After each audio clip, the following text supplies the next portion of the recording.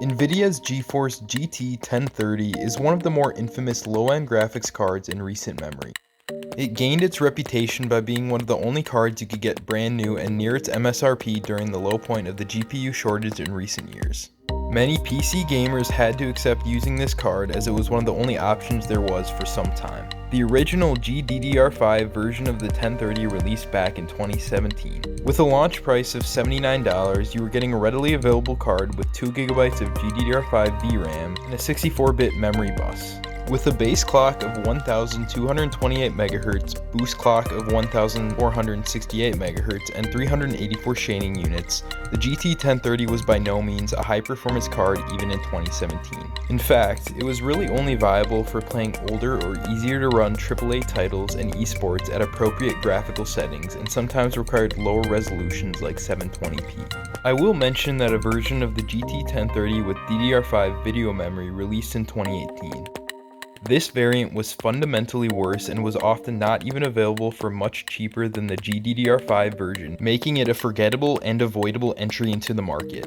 Today, you can still buy both types of the GT 1030 for around $70 brand new. Buying used does not necessarily provide any better value, as I've only seen this card available on eBay buy it now for around $50 to $60. I got extremely lucky and scored mine for $20 locally on Facebook Marketplace. It is a single-slot GDDR5 model from Gigabyte with DVI and HDMI outputs. Due to its low power draw of 30 watts, it can pull its required power from any 16x PCIe slot and needs no supplementary power from the power supply.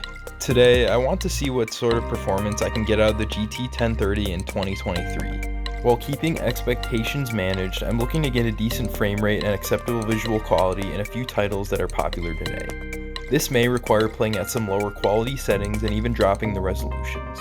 To do this, I'm going to be running the GT 1030 in my open-air test bench. It has a 4-core 8-threaded i3 10105F, 16GB of DDR4 RAM clocked at 2666 MHz, and will be running Windows 10 on an NVMe SSD.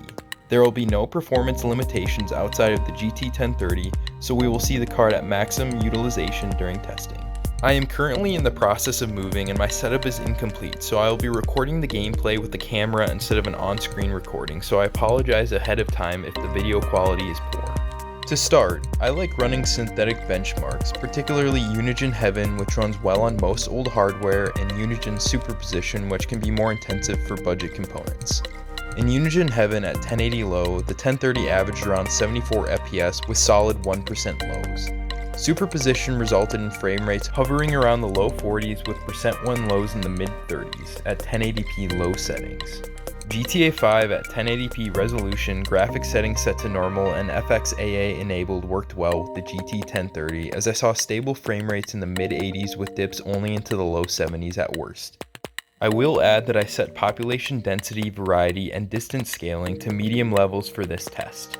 I decided to crank up the settings in GTA 5 by turning all graphics settings to very high except texture quality, which I set to high. FXAA was still enabled and population and distance scaling sliders were turned all the way down.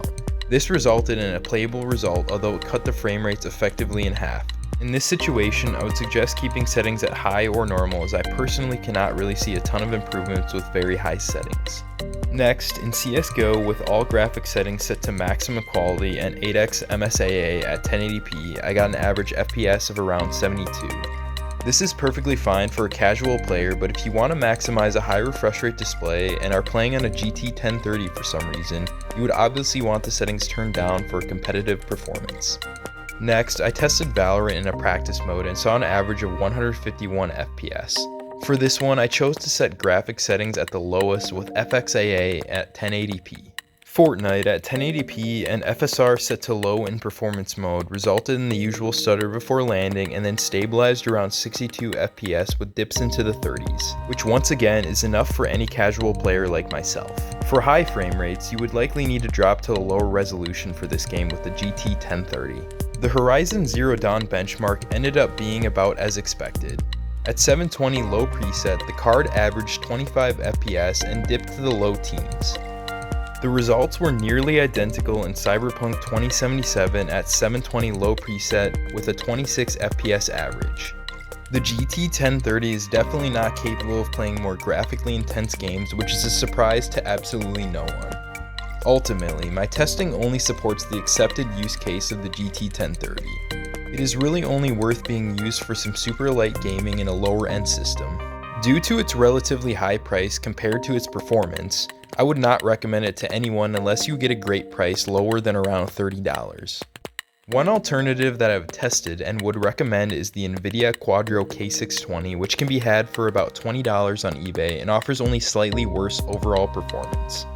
Another recommendation would be the RX 460, which is a more powerful card that is readily available on the used market for around $40.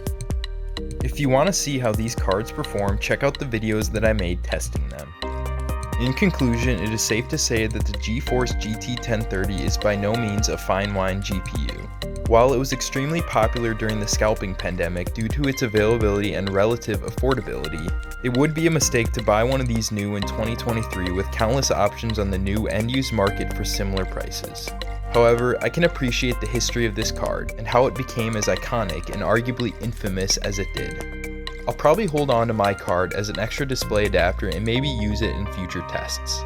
If you like these videos testing older budget hardware, please consider leaving a like and subscribing to the channel if you want to see more.